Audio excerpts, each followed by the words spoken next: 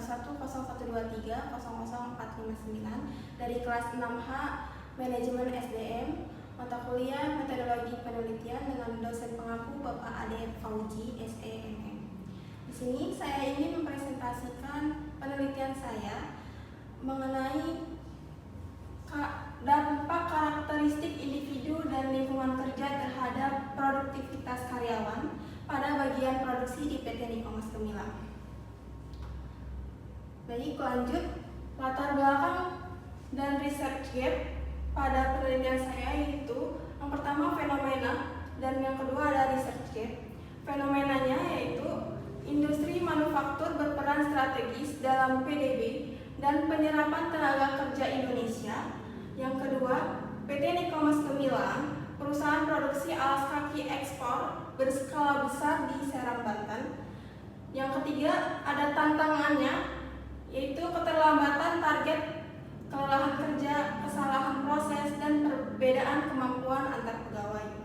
Selanjutnya ada kondisi area produksi yang bising, panas, padat, mempengaruhi konsentrasi dan semangat kerja.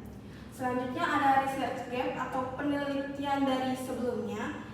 Yang pertama ada Jaya dan Rahmawati tahun 2022, karakteristik individu dan lingkungan kerja berpengaruh positif dan signifikan terhadap produktivitas. Selanjutnya ada Jakia dan Asi tahun 2022, lingkungan kerja lebih dominan dibanding karakteristik individu.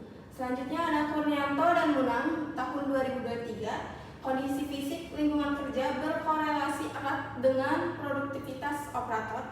Dan yang terakhir, hasil penelitian masih beragam, perlu diuji ulang pada konteks industri padat karya di PT Niko Mas Gemilang.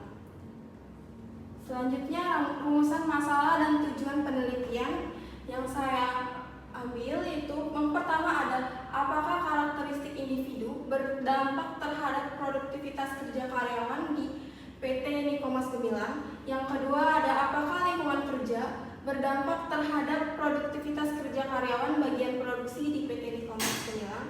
Dan yang ketiga, apakah karakteristik dan individu dan lingkungan kerja secara simultan berdampak terhadap produktivitas kerja karyawan. Dan ini tujuan penelitiannya. Yang pertama untuk mengetahui karakteristik individu terhadap produktivitas kerja karyawan. Yang kedua mengetahui dampak lingkungan kerja terhadap produktivitas kerja karyawan. Dan yang terakhir untuk mengetahui dampak simultan karakteristik individu dan lingkungan kerja terhadap produktivitas. Lanjut ada kajian teori, grand teori, dan hipotesisnya. Yang pertama ada grand teori dari karakteristik individu atau X1 dari Reubens dan Judd tahun 2017, dari Gibson 2012, dan Mattis dan Jackson 2016. Dan dari teori ini ada beberapa indikatornya. Yang pertama ada usia, pendidikan, pengalaman kerja, keterampilan dan kemampuan kerja. Selanjutnya variabel kedua lingkungan kerja.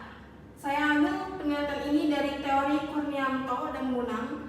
Selanjutnya ada Peony dan Sulistia dengan beberapa indikatornya. Yang pertama ada pencahayaan, suhu udara, kebisingan, tata ruang kerja, dan hubungan dan komunikasi kerja. Selanjutnya variabel Y yaitu produktivitas kerja dengan penelitian Sinungan, Hasibuan, Sedarmayanti, Sutrisno tahun 2019 dengan beberapa indikatornya. Yang pertama ada kemampuan kerja, peningkatan hasil, semangat kerja, ada mutu dan efisiensi kerja. Selanjutnya ada penelitian terdahulu. Yang pertama ada dari Jaya Rahmawati. Yang penelitiannya itu pengaruh karakteristik individu bagi lingkungan kerja terhadap karyawan. Dengan hasilnya karakteristik individu dan lingkungan kerja berpengaruh positif dan signifikan terhadap produktivitas. Selanjutnya ada penelitian dari Zakia dan Asi tahun 2022, pengaruh karakteristik individu dan lingkungan kerja terhadap kinerja pada PT PLN UP3 Banten Selatan. Dengan hasilnya, lingkungan kerja lebih dominan pengaruhnya dibanding karakteristik individu produktivitas. Selanjutnya ada dari peneliti Kurnianto dan Munang tahun 2023, analisis pengaruh lingkungan kerja terhadap produktivitas kerja operator mesin turning.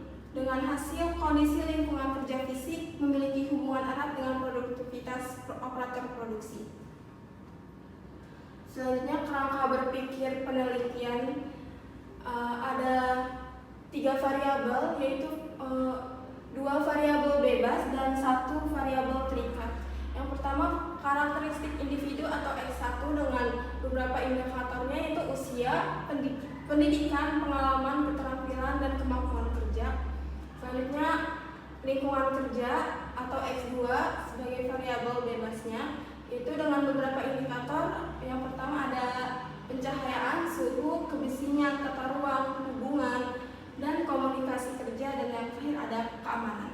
Selanjutnya ada produktivitas kerjanya, ada beberapa indikatornya, yaitu kemampuan kerja, peningkatan hasil, semangat kerja, pengembangan diri, mutu kerja, dan efisiensi kerja.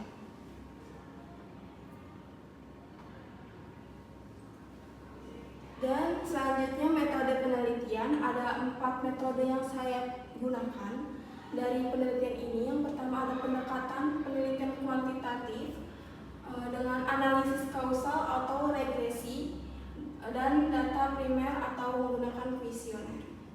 Selanjutnya ada jenis penelitian. Saya menggunakan jenis penelitian ini menggunakan asosiatif atau hubungan sebab akibat antara variabel X1, X2, dan Y. Selanjutnya populasi dan sampelnya. Saya meneliti di populasi karyawan pada bagian produksi di PT Nikomas Gemilang. Sampelnya menggunakan sampling probability sampling. Selanjutnya yang terakhir ada pengumpulan data menggunakan kuesioner skala Likert 1 sampai dengan 5. Selanjutnya ada teknik analisis data menggunakan metode Partial Square, structural equation modeling, dan menggunakan software SmartPLS 339. Ada 3 metode analisis datanya. Yang pertama menggunakan statistik deskriptif, itu menggambarkan data responden. Yang kedua ada distribusi frekuensi dan rata-rata. Dan yang terakhir ada tabulasi jawaban kuesioner. Selanjutnya ada outer model atau uji validitas dan reliabilitas. Saya menggunakan conference validity atau loading harus lebih dari 0,5. Diskriminan validity atau AV. Selanjutnya ada composite reliability yang harus 0,7. Selanjutnya ada Cronbach alpha. Dan yang terakhir ada inner model dan pengujian hipotesis. Saya menggunakan X square lebih dari 2 pengaruh besar, X square predictive relevance, statistic first table yang harus lebih dari 1,96, dan yang terakhir ada bootstrapping. Selanjutnya penutup. Kesimpulan awalnya, karakteristik dan lingkungan kerja diduga berdampak positif dan signifikan terhadap produktivitas karyawan produksi PT Nikomas Gemilang, baik secara parsial maupun simultan. Dan selanjutnya kontribusi akademisnya untuk memberikan referensi ilmiah bagi peneliti berikutnya, serta memperluas kajian manajemen SDM dalam konteks industri manufaktur padat karya. Dan yang terakhir kontribusi praktisnya untuk memberikan masukan kepada PT Nikomas Gemilang untuk merancang kebijakan peningkatan produktivitas berbasis karakteristik individu dan lingkungan kerja yang kondusif. Baik, itu saja presentasi dari saya. Kurang lebihnya mohon maaf. Wassalamualaikum warahmatullahi wabarakatuh.